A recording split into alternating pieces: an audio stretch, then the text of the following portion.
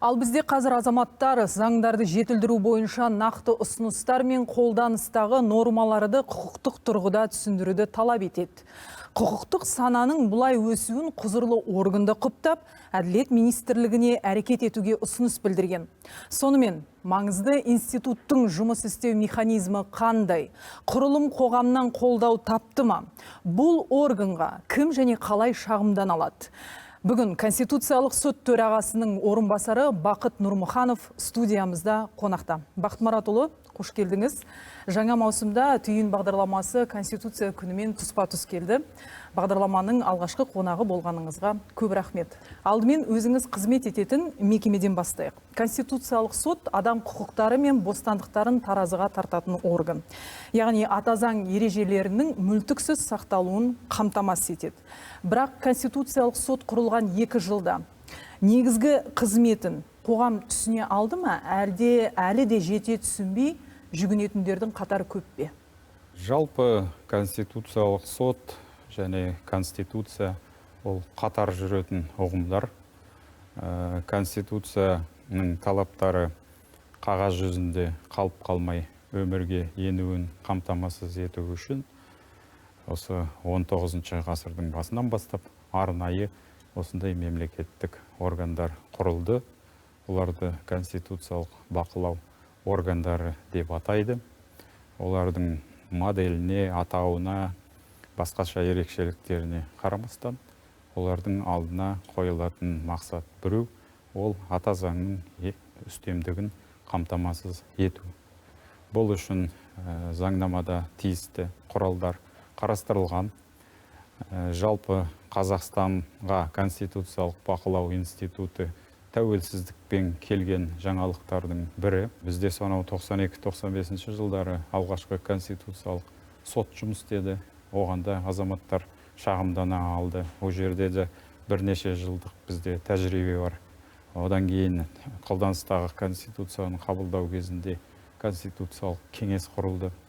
Оның да заңдарға баға берген 140-тан астам шешімдері бар. Олардың бірсыпырасы әлі күнге дейін қолданыста.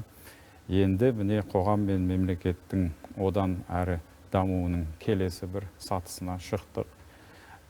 Жалпы біз конституцияны алып қарасақ, ол тарихи абсолютті монархияның мүмкіндіктерін, шексіз өкілеттіктерін белгілі бір шектеу қойып, қоғамда, мемлекетте бар мүдделердің тепе-теңдігін, сондай бір оңтайлы тепе-теңдігін қамтамасыз ету үшін құрал ретінде адамзаттың ойлап тапқан жаңалықтарының бірі. Сондықтан конституциялық сотты да осы билік тармақтарының бөлінуі, олардың арасындағы тепе-теңдік, тежемелік тетігінің белгілі бір құрамдас бөлігі деп қараған жөн. Конституциялық сот 23 жылғы 1 қаңтардан бастап өзінің қызметін бастады. Бұл жердегі ең үлкен жаңалық ол азаматтарға бұл органға тікелей жүгіну құқығын беру. Бұндай құқық сонымен қатар бас прокурорға және адам құқықтары жөніндегі уәкілге берілді. Сонымен қазіргі таңда конституциялық сотқа 9 субъект жүгіне алады. Жалпы біздің қазір мемлекетте азаматтар шағымдана алмайтын мемлекеттік шешімдер жоқ деп айтуға болады. Біздің құқық қорғау жүйесі кезең-кезеңімен жетілдіріп, толықтырылып келді. Ол бір логикалық өзінің заңдылықтары бар. Мысал үшін 21 жылы бізде әкімшілік соттар деген енгізілді. Қазір кез келген министрдің, әкімнің басқа да шешімдерін әкімшілік сотқа жүгініп, заңсыз болса күшін жоюға болады. Сол 23 жылға дейін азаматтар тек бір нәрсені даулай алмады. Олар заңды. Заңды даулау тетігі конституциялық кеңеске тікелей емес, жанама деп айтуға болады. Олар сотқа қатысу кезінде судьядан, егерде бір заң қолданылғалы жатқан өздерінің құқықтары мен міндеттерін нұқсан келтіреді деп тапса, судьяның алдында сондай өтініш білдірді. Судья олармен келіссе, конституциялық кеңеске жүгінді, келіспесе жүгінбеді. Осылайша біз бұл құралды халық үніне құлақ асатын мемлекет тұжырымдамасының белгілі бір бөлігі ретінде қарастырамыз.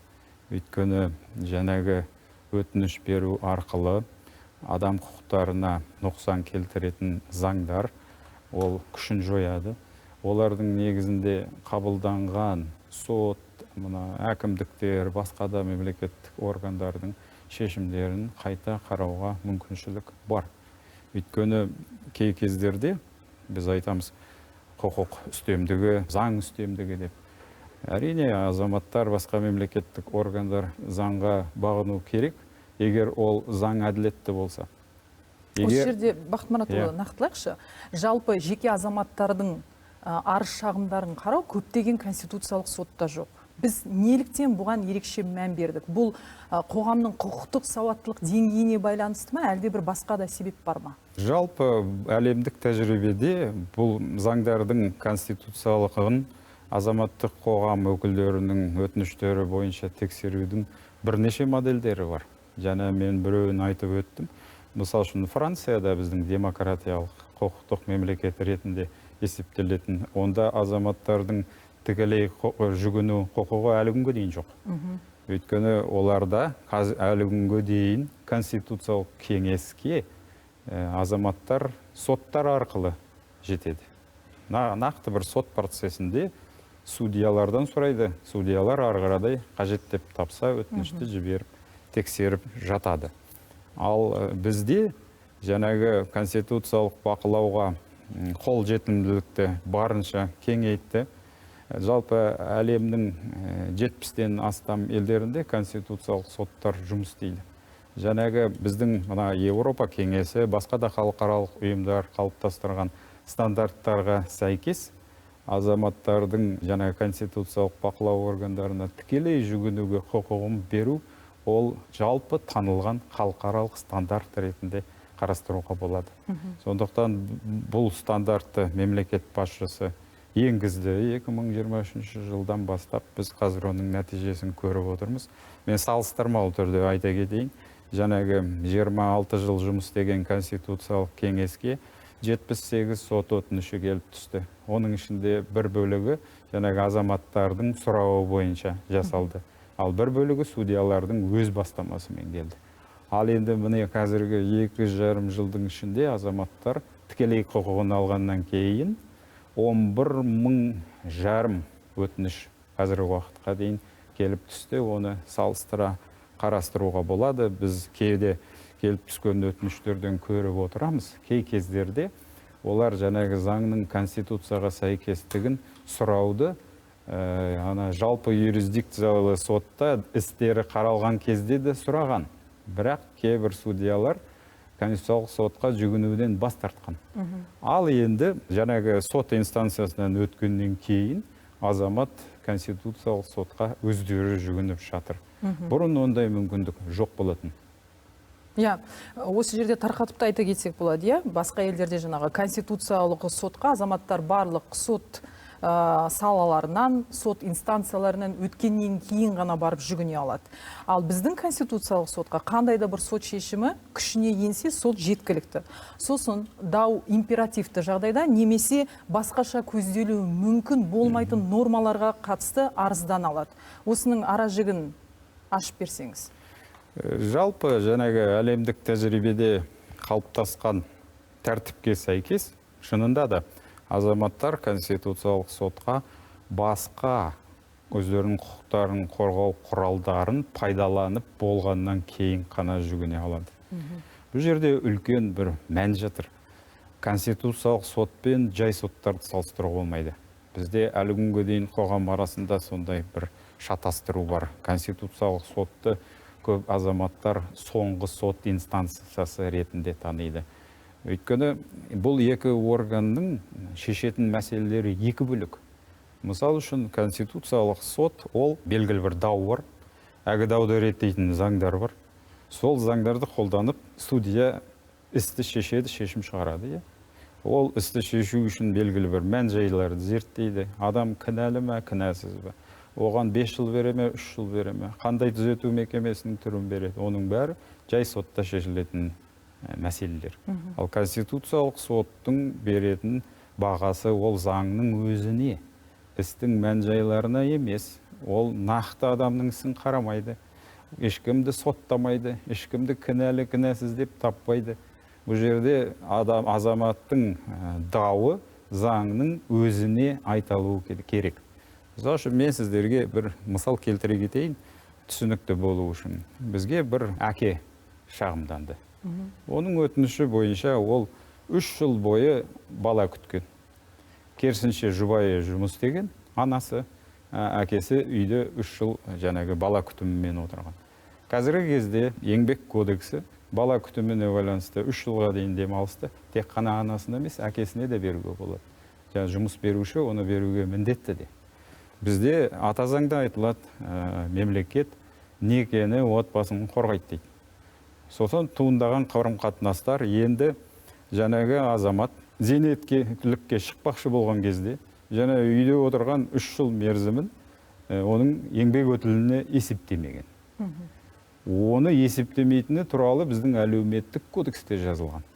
Ол азамат алып зейнетақы беру органдарын сотқа берген. Енді сот егер кодекстің өзінде солай жазылып тұрса, ол не істейді оған?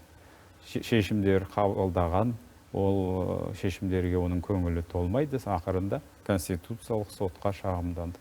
Конституциялық сот оның берген наразылығын қанағаттандырды. Ол әділетсіз, өйткені бізде ана мен әкенің құқығы тең. Олар отбасында бірігіп шешеді, баланы қалай тәрбиелейді, кім жұмыс істейді, кім үйде отырады. Жаңағы әкесі, мысалы үшін сол жағдайда жайдан жай үйде отырған жоқ, өйткені олардың балалары мүгедектігі бар тұлға. Оған физикалық күш керек бір жағынан, көтеретін тағы. Сондықтан әкесі үйде отырған. Енді ондай азаматтың жаңағы уақытын еңбек өтіліне есептемеу, тиісінше оның зейнетақы мөлшерінің аз болуы қаншалықты әділетті. Ол ата заңға сол жері қайшы деп танылып, Конституциялық сот жаңағы әлеуметтік кодекске тиісті түсіндірме берді. Бұл жерде ана емес, ата-ана деп түсіну керек. Яғни, ол уақыттың анасының ба, әкесінің ба ескерілуі тиіс деді. Содан кейін қазір бүкіл құқық қолдану практикасы өзгерді. Қазір сондай жағдайда жүрген әкелер, мысалы үшін, еңбек өтіліне жаңағы 3 жылдық па уақыты ескерілетін болды. Жалпы енді нені қорғағымыз келеді, нені паш етіп, қандай елде өмір сүргіміз келеді, Конституцияда жазылуы тиіс. Осы ретте жалпы халықтық референдум өткізу арқылы жаңа құжатты жасап шықтық. Ата заң қолданыста. Халық қалай қабылдады және халықаралық сарапшылар қалай бағалады? Жалпы референдум бізде осы Конституция қабылданғаннан бері елімізде 4 конституциялық реформа жүргізілді. Олардың әрқайсысы біздің қоғам мен мемлекеттің дамуын жаңа бір сатыға көтерді. Ол үшін ішкі сыртқы бір жағдайлар пісіп жетілуі керек. Соның бәрін ескере отырып, мемлекет басшысы 2022 жылы 4-ші конституциялық реформаға бастама жасады. Оны білесіздер, ол реформа халықпен келісе отырып жүзеге асырылды, өйткені референдум арқылы жүзеге асты. Референдумда азаматтардың басым көпшілігі онда болатын өзгерістерді қолдап дауыс берді. Ол өзгерістерді алып қарайтын болсақ, ол біздің мемлекеттің демократияның үрдісіндегі жаңа бір тың шараларға әкелді. Олардың нәтижесінде мемлекеттік басқару жүйесі өзгерді, парламенттің рөлі күшейді, үкіметтің өкілеттіктері кеңейіп, жауапкершілігі артты. Жаңағы адам құқықтарын қорғау саласында үлкен өзгерістер болды. Мысал үшін, өлім жазасының күшін толығымен жою. Әрине, өлім жазасын жою, мысал үшін, ол да бір халықаралық стандарт деп айтуға болады. Бізде Біріккен ұлттар ұйымының болсын, басқа да беделді халықаралық ұйымдардың аясында бұл мәселенің төңірегінде қабылданған шешімдер көп. Сондықтан ол жүзеге асырылды. Конституциялық сотты мен жаңа айтып өттім, ол да бір халықаралық стандарт деп айтуға болады. Нәтижесінде азаматтар тікелей қазір жүгініп жатыр. Бізге қазір келіп түсіп жатқан өтініштердің 99% азаматтарында деп айтамыз. Осы уақытта, мысал үшін, азаматтардың өтініштері бойынша 73 нормативтік қаулы қабылданды, 400-ден астам қаулы қабылданды. Осы шешімдерді орындау мақсатында парламент 15 заң қабылдады. Сол 15 заңның аясында және кемшілігі анықталған адам құқықтарына нұқсан келтіретін баптар, нормалардың күші жойылды немесе түзетілді. Қазір парламенттің қарауында біздің 30 шешімді орындауға бағытталған 8 заң жобасы бар. Олар да міне осы күзде жаңа сессия ашылады. Сол кезде олар бойынша жұмыс жалғасатын болады.